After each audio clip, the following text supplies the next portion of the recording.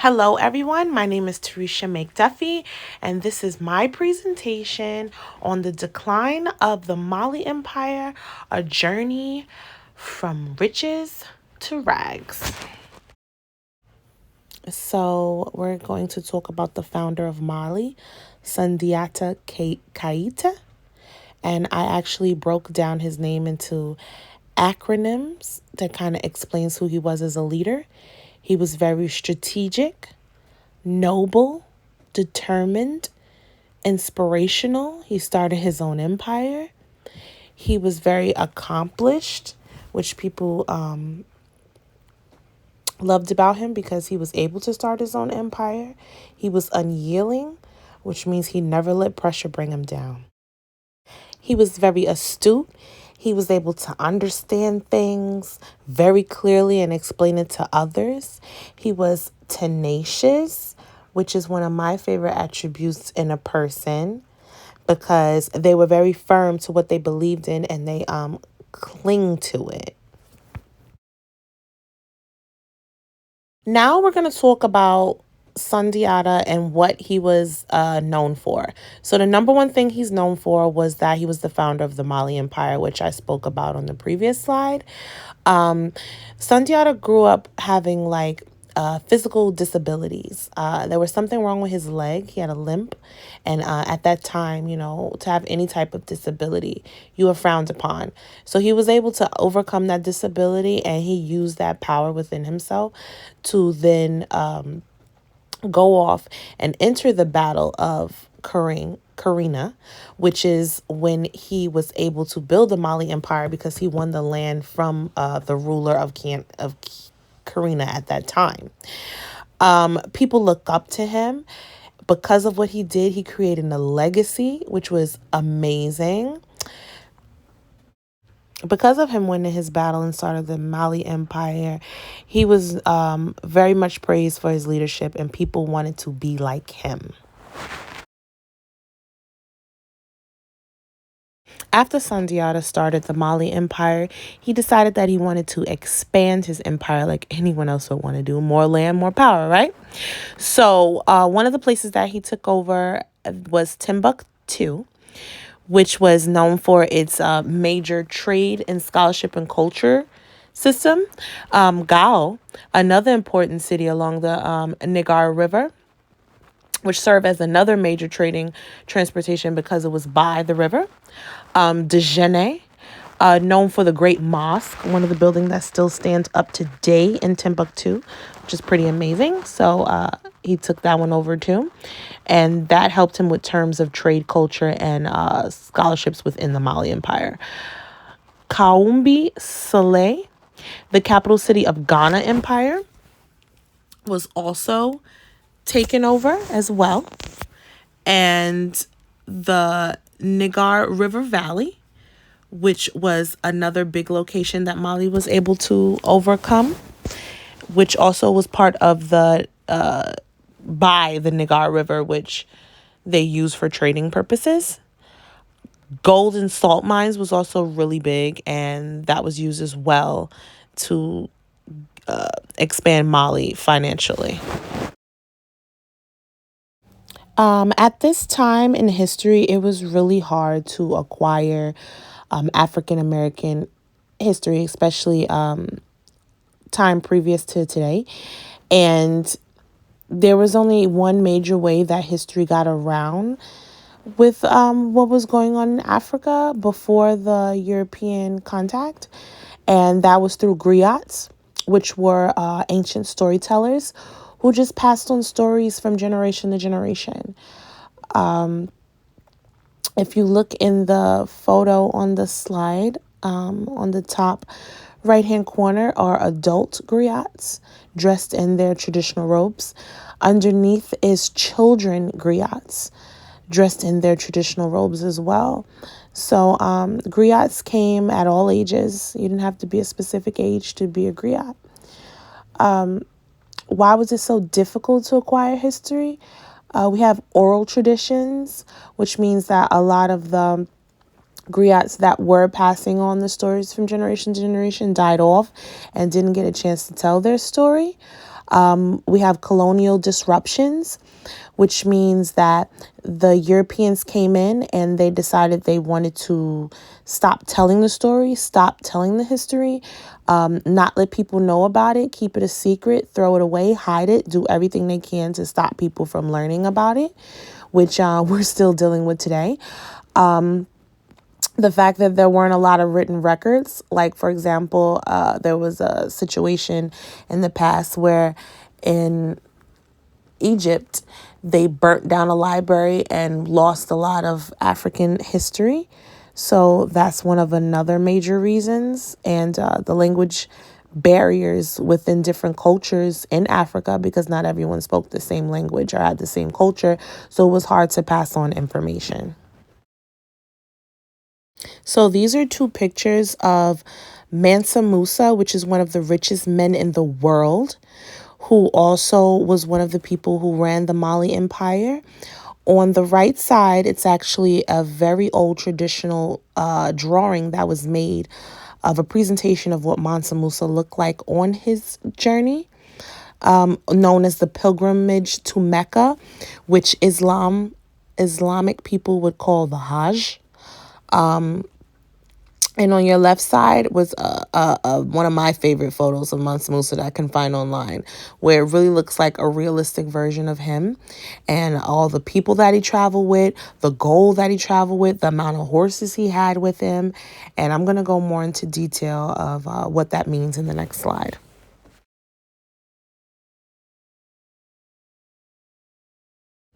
So, as I stated before, Mansa Musa was actually one of the richest men to ever live on in the world. Even till today, no one has ever been richer than him. He was actually the ninth emperor of the Mali Empire, which I didn't know until I did research on this. And he was one of the most wealthiest and the most powerful. And he was very religious.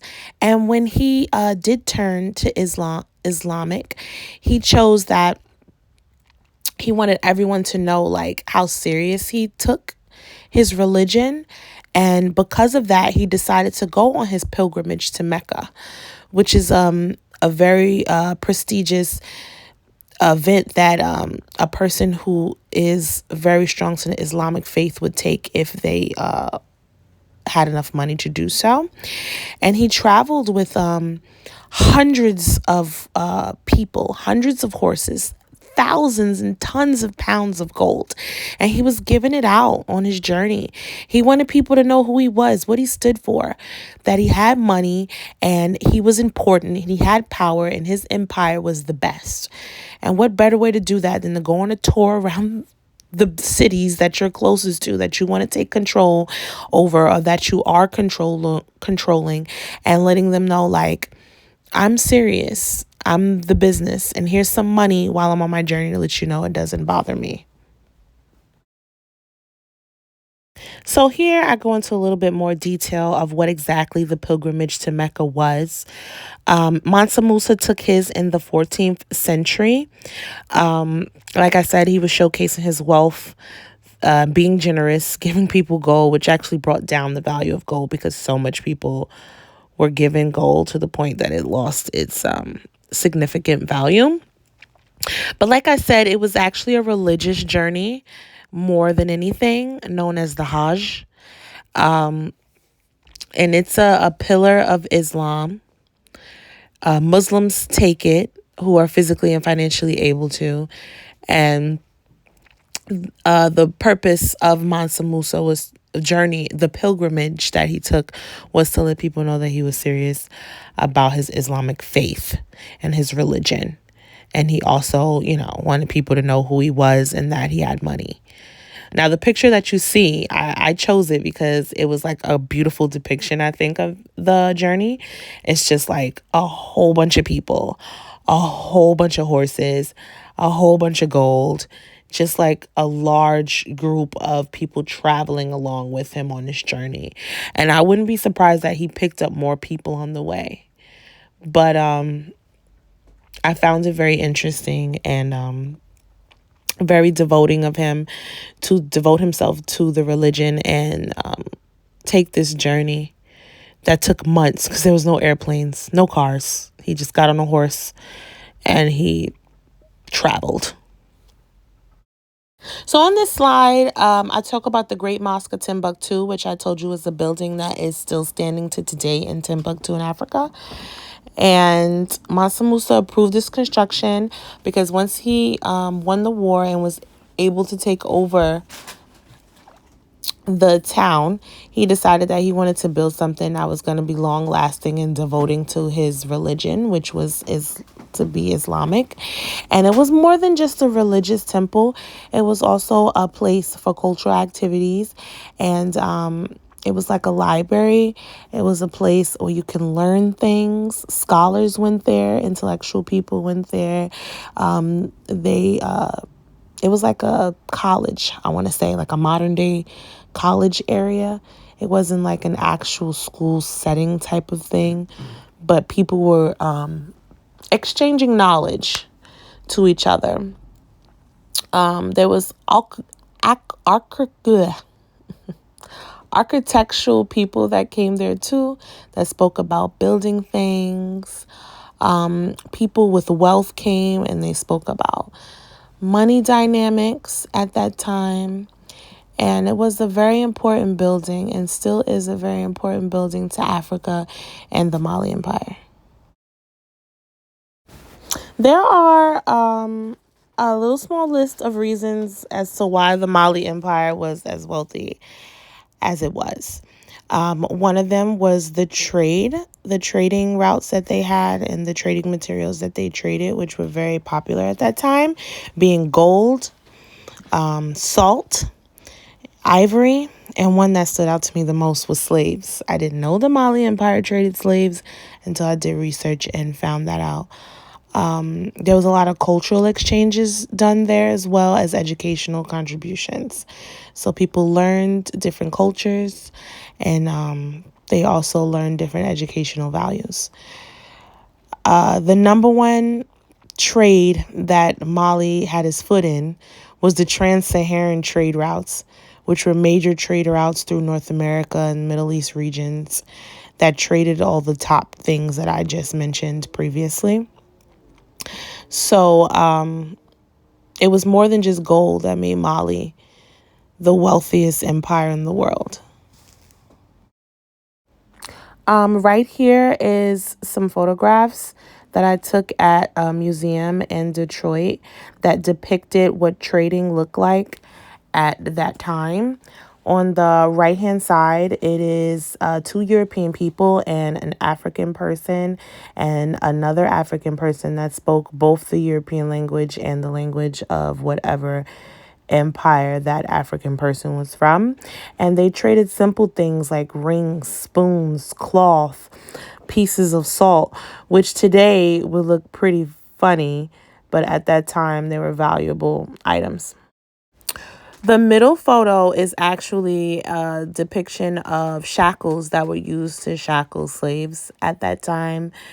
And the picture on the left-hand side was cages or jail-like cages that they locked slaves in when they shackled them by their hands and their feet. In the picture, it only shows a couple of slaves in the jail, but there were many, many, many more inside of a jail cell that size, but they put the few amount in there just for depiction reasons so you can see what it looked like.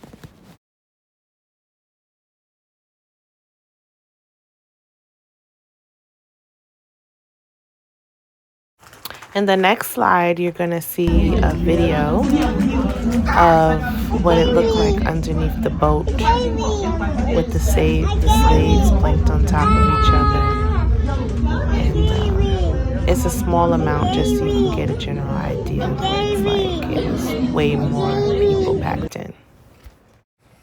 So all empires that were once rich comes to a decline.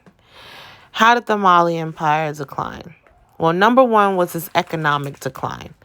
The leadership changed when Mansa Musa passed away, and then the shifts in the trade routes and the markets changed because the things that they needed, like the salt and the ivory and the gold, were being able to be found in other locations, so Mali wasn't so special anymore.